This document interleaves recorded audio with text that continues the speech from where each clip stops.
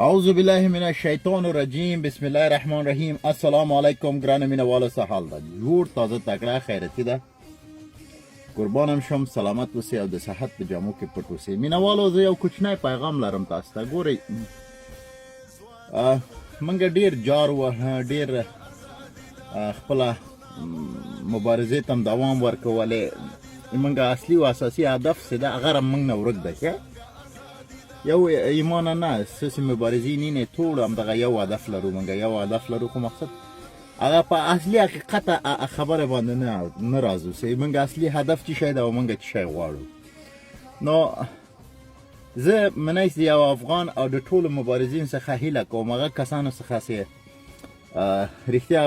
د هېواد سره مینه لري او غواړي چې لوی افغانستان جوړ شي او غواړي چې خپل وطن ته خدمت وکړي نو هغه کسانو باندې هغه مبارزینو باندې زه یو غږ کوم ګورئ اوس په ښکاره ورته وایي پاکستان ته موږ په ښکاره ورته وایي په ښکاره درته وایم چې خاوره مې راکړه نو نور موږ خبره داسې هغه نه پرېږدو مغلقه نه پرېږدو خبره داسې چوپ نه پرېږدو چې اصلي و اساسي هدف دی موږ مبارزه څه شی ده او موږ څه شی غواړو فقط موږ یو شی غواړو پاکستان نه نور بس ده دومره چې پښتون په قوم کې د لرو بر پښتون په قوم کې د داسې ناتفاقي اچولی دا بس ده موږ خپله خاوره غواړو او بله خبره ده چې هر څه نه مخکې یو بله خبره چې دا ډېر مهمه اساسي خبره دا ده چې همدغه پاکستان همدغه د ایران منډیي بچیانو چې موږ مشرانو ته همیشه توهین کړی ده او موږ کوشش کړی چې افغانستان او د افغانستان مظلوم ولس همیشه همداسې بې سواده جاهل وساتي او همیشه دوی خپله واکمني او خپله د اختیار دوی باندې په تسلط ولري نو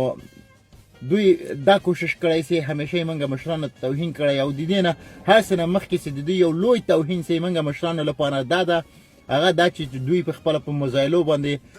د افغانستان مشران نوم یې ایښی ده لکه احمدشاه ابدالي و غوري و غزنوي و دا نومونه موږ د پاکستان دولت څخه هیله کوو چې دا نومونه هر څه نه هر څه باید دا نومونه ایسته کړي او خپله مشرانو نوم کړي قاید اعظم نوم کړي او بل باجوه نوم کړي څه نومېږي بل د اوس څه شی ده باجوه او د نور کسانو نومونه کېدي غفوره نومونه کېدي نو مشرانو پس له دې به موږ مبارزه کوو صرف یوازینی موږ هدف دا ده چې لوی افغانستان جوړوو او دا به جوړیږي انشاءالله زه د ډیورند د کرښې د اخوا پښتون قوم په غوږ کې رسوم ګورئ تاسې په خوب کې یاستئ له خوبه جګ سئ خپله حقوق له پاکستان نه وغواړئ خپله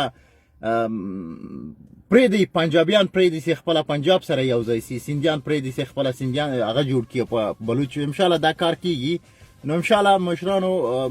د پاکستان ډېر زر له منځه ځي انشاءالله زه وعده در کوم تاسې ته چې تاسې همداسې مبارزه وکړئ تاسې همداسې خپله اواز ته او خپله چې اواز د دنیا په غوږ کې ورسوئ انشاءالله پاکستان وخت ډېر کم پاتې ده ښه د دې اقتصاد ضعیف ده د دې اکونومي ضعیف ده هیڅ شی نه لري پاکستان اصلا اوس لاره یې ورک کړی ده پاکستان نه لاره ورک شوی ده چې دی څه شی وکړي او په نوم د پاکستان موږ دا هېواد نه پېژنو دا یو ترهګر هېواد ده دا همیشه همدغه کوشش کوي چې افغانستان خپله شپږمه صوبه جوړ کړي خو دا خو وایي و یو آسیا هغه څه نومېږي یو دوبي خو پېژنې اکالي سې مینځي وایي هغه وایي یو سپی درلود وایي سپی درلود دا خپله دوبي د هغه غلام ده د انګریز غلام ده نو دی غواړي چې موږ غلام جوړ کړي نو دا هرمان به ګور ته ویسي زه به د پښتون د ډیورند د کرښې اخوا پښتون قوم باندې یو غږ کوم اواز کوم ګورئ دا موقع لاس نه مه ورکوئ که غواړئ که رښتیا خپله وجود دنیا ته ثابت کړئ که غواړئ دنیا ته په دنیا په غوږ کې دا ورسوئ چې پښتون قوم یو واحد قوم ده موږ شتون شته په دې دنیا کې په دې خاوره کې موږ شتون شته نو خپل اواز وکاږئ د دې ریاست د دې پاکستان په خلاف خپل اواز وکاږئ نو داسې په چوپه خوله ازادي نه درکېږي وروره تاسې ازادي غواړئ تاسې هغه کوئ وځئ لاریون وکړئ په سړکو وځئ سړکونه ورته بند کړئ مه پرېږدئ د پاکستانیانو ته ښکاره کړئ دالخورانو ته هغه ګلخانانو ګورئ خبره ته غوږ نیسئ د قاید اعظم ناجایز اولادانو خبره ته غوږ نیسئ تاسو کې نه غیرت شته تاسو کې نه پښتونتوب شته تاسو کې نه ایمان شته تاسو بې ایمانه بې وجدانه خلک یاستئ تاسو زه یو خبره کوم ځان ورکړئ ایما له چینل نه ایما چینل ته رانیسئ پوس لئ ایما چینل ته رانیسئ چې والا یو هم پرتوک درته کاږم پس له دې ایما مبارزه زه یوازینی هدف داسې پاکستان باید له منځه لاړ شي پاکستان موږ انشاءالله له منځ نه وړو پاکستان باید موږ خاوره بیرته ورکړي وصل کاره پوره شو هر څونه چې هغه و هغه پوره شو اوس نو یو تعداد ګلخانان دا خبره همیشه دا خبره کوي چې وای ولې موږ خرڅ کړه زه ناله تا باندې وایم ګلخانه سر دې په ګریبان کا چې ته دومره بې غیرته چې هر څوک تا خرڅوي او ته ورته رنې ګورې همغه وخت تا ولې خپل اواز ونه کاږه چې اوس ته موږ باندې دا تهمت لګوې چې تاسې مولې موږ هم خرڅ کړه که تا کې غیرت وای که تا کې رښتیا ته ځان ته د پښتون وای که ته رښتیا بړوانه وای د هر څه نه مخکې چې تا د پنجابیانو ته همغه وخت کې لکۍ تاسې خوروه پنجابیانو ته که همغه وخت تاسې لکۍ نه خوروه همغه وخت تاسې بې غیرتي نه کوو نو داسې نه کېږي چې نر دې موږ څوک خرڅي که نه راځي چې په افغانستان د نور کسانو موږ خولای غشونه تر خوله ماتوو که نه نو دا خبره دا تهمت موږ باندې مه لګوئ چې تاسې دا خبره کوئ چې افغانستان ولې موږ خرڅ کړه د افغانستان مشرانو ولې موږ خرڅ کړه ته بې غیرت داسې ته خو هغه نه یې ته یو سودا یې ته هګۍ یې ته چی یې چې تا ته خلک واخلي خرڅ کړي بل چا باندې خو همغه بې غیرتوب ستا و چې تا خپله د خوله دې پټه نیولی و ته خپله بې غیرت یې اصلا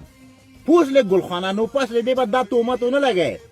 اوس له دا تهمت به ونه لګوې په افغانانو باندې چې دا خبره به وکړي چې ولې موږ خرڅ کړه اصلا بې غیرت بې ننګ بړوات ته وې چې ځان د پنجابیانو ته داسې چوپه ونیو بیا افغانان یو بل ننګ یو بل غیرت هم تاسې باندې وکړه ګلخانانو خبره ته غوږ نیسئ کله چې بنګلادیش له پاکستان نه جدا کېده همغه وخت بېلېده همغه وخت کې پاکستان بنګلادیش باندې حمله وکړه د پاکستان مرتد فوج ټول بنګلادیش کې وو همدغه افغانان غیرت یې وکړه تاسې باندې حمله یې ونه کړه که نه په همغه ورځ موږ خپله بیرق تر اسلام آباد پورې موږ خپله بیرق لګوو اوس لئ موږ دې لپاره ونه کړه چې موږ ویلې دا فکر کوو چې پاکستان یو اسلامي هېواد ده یو اسلامي هېواد ده موږ څنګ کې همیشه درېږي مګر پاکستان د نستوړی مار ده پاکستان د نستوړی مار ده مشرانو دا خبره په یاد ولرئ که غواړئ لر و بر پښتون قوم یو واحد قوم جوړ کړئ نو پس له دې به غیرت وکړئ زه د اخوا مبارزینو څخه هم هیله کوم د ډیورنډ د کرښې اخوا مبارزینو څخه هم هیله کوم خپل اواز وکړئ ډېره حساسه وخت ده بې غیرتي مه کوئ دا اوس خپل اواز وکړئ د پاکستان په خلاف تاسې باندې چی تېرېږي څه شی لرئ تاسې ځان سره فکر وکړئ سر په ګریبان کې وکړئ تاسې څه لرئ زه پوهېږم چې ما الفاظ چې د تاسې باندې ما خبرې تاسې باندې بد لګېږي مګر یو حقیقت زه هغه قسم چې تاسو ته لاره ښکاره کوم چې حقیقت شی ده دنیا چېرته ورسېده تاسې په دې غم کې پاتې یې تر سبا ته زه یو مړۍ ډوډۍ پیدا کړم موږ او تاسې همدغه هغه ده پښتون قوم هم دې خوا هم اخوا پښو لاندې ده نو پس له دې به موږ په چوپه خوله نه کېنو پس له دې به موږ پاکستانیانو ته وایو چې موږ خپله خاوره غواړو یو او بله خبره ده هر څه نه مخکې چې نورې موږ مشرانو ته ته توهین کوې نو موږ مشرانو نومونه هم تاسې په راکټو کوئ ده او تیرې انډیا ورباندې ډارئ نو هغه به ایسته کوې کېده قاید اعظم نوم کېده پرویز مشرف نوم کېده بېنظیر نوم کېده بېنظیر کا راکټ د هغه نومونه کېدی نو مشرانو دا پاکستانیان هم پرون ولیدو تاسې په میچ کې د دوی حقیقت دنیا ته ښکاره شو چې د دوی پاکستان چې دا اصلي موږ دښمن ده پاکستان د افغانانو دښمن ده پاکستان هیڅ وخت موږ سره نه غواړي چې دوستي وکړي چې موږ سره دوستي وکړي د دې دوستي په مطلب ده دا پاکستان دا یې غواړي پاکستان دا غواړي چې فقط افغانستان یو ضعیف هېواد وي او لکه هغه غوندې چې هر څه چې پاکستان وایي موږ ورته خیزک ووهو خپله تاریخ ته دې وګورئ خپله غیرت ته دې وګوره خپله د مشرانو تاریخ ته دې وګوره چې تا څه رقم تاریخ تېر کړی ته غلام ته غلامي کوې نالت دې ستا په دا رقم پښتون باندې چې ته خپله غلام ته غلامي کوې نو پس له دې به زه د ډیورنډ د کرښې اخوا پښتنو ته پښتون قوم ته زه اخوا هغه غیرتي قوم ته چې ځان ته پښتون وایي ځان ته افغان وایي هغه باندې هم زه غږ کوم چې راځئ یو موټی سو خپل اواز وکړو د ریاست په خلاف د پاکستان د ظلم په خلاف اواز وکړو دوی یې موږ نه کېږي دوی همیشه هم دا غوښتلی چې افغانان پښو لاندې سي، دوی همیشه هم دا غواړي چې افغانان همداسې در به در مهاجر له وطن نه لري. نو پس له دې به مبارزه کوو، په حق کوو، د خدای په لارې کوو. نه یې موږ دښمن طالب ده، نه یې موږ دښمن مجاهد وو، نه یې موږ دښمن بل څوک. ټول د دې خاورې بچیان دي. موږ اصلي دښمن چې دا پاکستان ده. بس موږ به پس له دې به پاکستان ته ښکاره کوو چې یو ډوډۍ څو فطیره ده. نو قربان هم شم مشرانو، هر څونه کوی سئ دا ویډیو شیر کړئ چې د هغه ظالمانو په غوږ کې ورسېږي. او بل خبره دا چې ګل خانانو زه تاسو ته یو خبره کوم که رښتیا د مور شیدې مې چې کړی نو پس د دې به ما چینل کې به نه راځئ. پوه شولئ؟ زه لاړ شئ سهار کار کوئ ځای وکئ. زه پس له دې به زه تاسو سره ګورم زه څه کوم. پوه شولئ؟ یو جهان مننه. قربان هم شم. هر څونه کوی شئ دا ویډیو شیر کړئ چې د دوستانو نور دوستانو په ملګرو په غوږ کې ورسېږي. نو موږ چی غواړو مشرانو کشرانو همزولو، موږ چی غواړو؟ لرو برته انصاف غواړو. موږ لوی افغانستان غواړو. مرګ دې وي په پاکستان، مرګ دې وي په ظالم باندې. خدای په امان.